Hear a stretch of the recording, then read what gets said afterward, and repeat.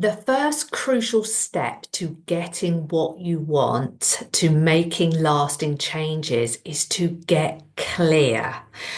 You are programmed, the human brain is programmed to focus on problems. So, if you're anything like I was back in the day, you can talk about the problem in triplicate, but when you're asked what you want, you're completely stumped. You got nothing. This is very normal. It's just the way we're programmed. And so, but the problem with that is we get stuck in the problem. So, we need to get into the solution. So this training is going to help you do that. So step one is get clear on what you do want, because being specific creates clarity, and that creates momentum that gets us moving towards what we want when we know actually what it is that we want.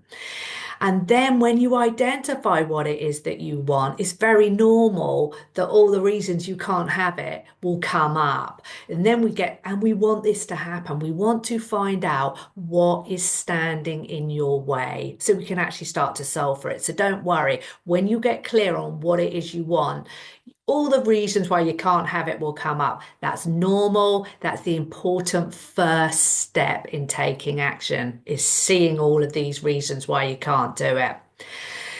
Then step two, you need to find your motivation, because change isn't about ability, it's about motivation. It's about the desire to change. So let's create some desire for you. Let's create a little bit of leverage for you by asking you, what will it cost you to stay the same? I want you to think about the consequences of not solving this, the consequences for you, for your life, for those around you.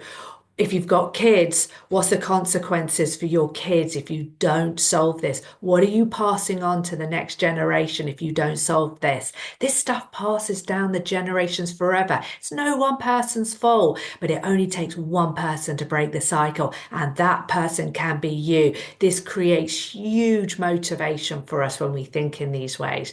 So think about the consequences if you don't change, but now let's also think about the consequences if you do change this thing about yourself or your life. How will you feel about yourself if you do change? How will it impact your loved ones? What will your life be like when you make these changes? Consider it. This will create huge motivation. This will create huge leverage. Don't worry, I've got some examples for you I'm going to run through at the end. The next step is step three, interrupt the pattern. You can't get new results by repeating old behaviors. So you got to identify the hidden benefits in your current patterns. You got to get really honest, and you've got to identify them. Does this current situation bring comfort? Does it bring attention? Is this an excuse to say stuck? And then we need to disrupt this pattern. So how will you break your pattern when it shows up? So if your pattern is always saying yes to things that you don't actually want to do, if you barked like a dog every time someone asked you to do something, asked you for a favor, if I told you barking like a dog would break this pattern and kick this all the problems that are associated with it to the curb, would you be willing to do it? So we can get inventive, playful with how you want to break these patterns. They're just neural pathways, and you can nip them in the bud. You can divert them in any way you choose fit, and we can play around with this stuff. Step four, you got to replace it with something better. Lasting change needs a new or empowering alternative. So what will be your new pattern?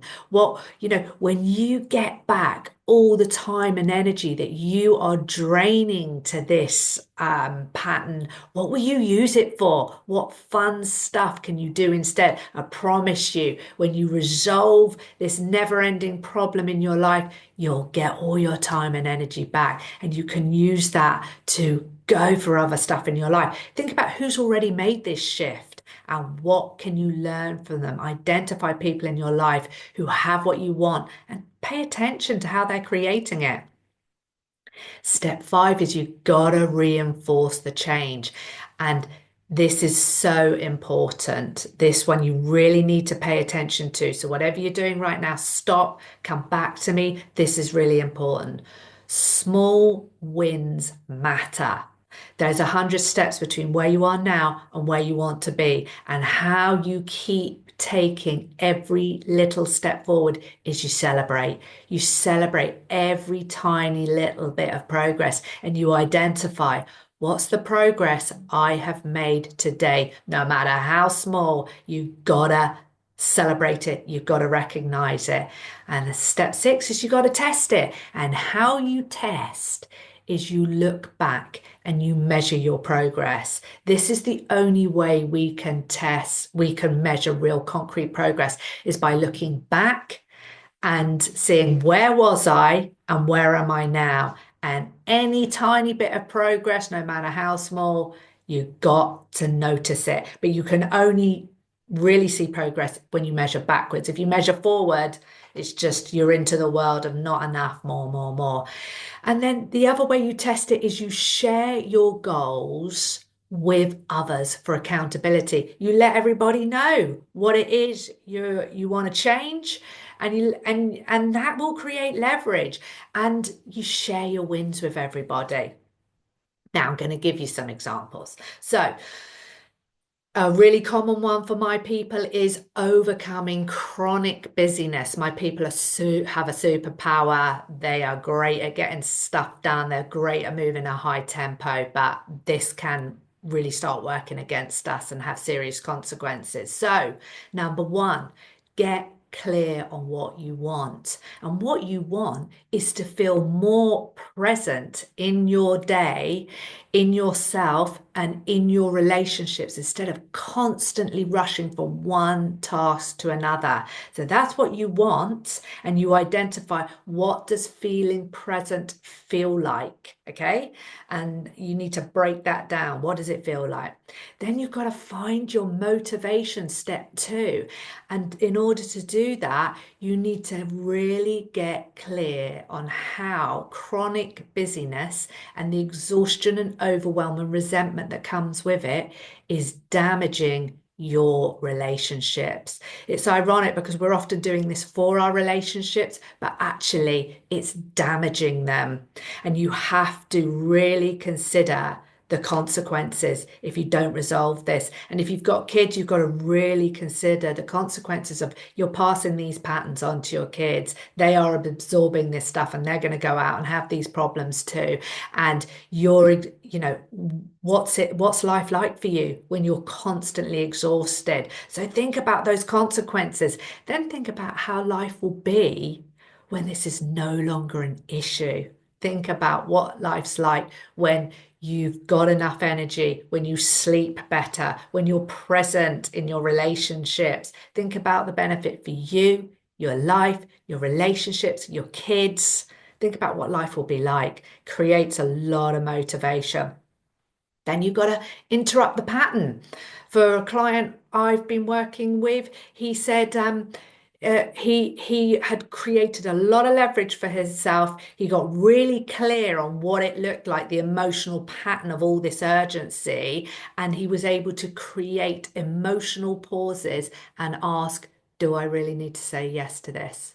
Do I really need to say yes to this? When I think about the consequences of this, what it does to my health, how this is taking me away from my family. Do I need to say yes to this? Okay. And that was that client's emotional pause. That was how they were able to divert it and nip it in the bud and then replace it with something better. For my client, he started scheduling downtime just like any other commitment and practice saying, I'll check my schedule and get back to you instead of automatically agreeing to stuff. So rest is part of your business. It's an activity, it's a money-making activity, rest, I promise you. And when you start scheduling it like any other business meeting and you understand that, really create sustainable, fulfilling, successful businesses when we think in these terms. And for step five, reinforce the change. Every single time you manage to put that pause in, put the brakes on, have a little moment of reflection, you've got to celebrate the hell out of it.